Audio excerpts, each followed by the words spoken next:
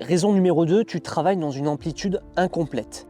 Il y a beaucoup trop de pratiquants qui ont pris l'habitude de travailler leur traction dans une amplitude partielle. Et ça, c'est un vrai frein à la progression en traction. L'erreur classique, c'est de ne jamais amorcer la traction par un mouvement de dépression scapulaire, c'est-à-dire d'abaissement des épaules, et d'envoyer de l'influx nerveux à mi-parcours sur la traction. Concrètement, ça peut vouloir dire que quand tu démarres ta traction, tes épaules restent dans une position haute et tu viens beaucoup trop compenser sur tes bras, ou tout simplement que tes bras ne sont pas complètement tendus. Et résultat, tu n'es pas en mesure de développer beaucoup de force, ce qui peut expliquer que chez certains pratiquants, on voit une traction en 2 temps. Donc pour corriger ça, il faut absolument que tu travailles dans une amplitude complète.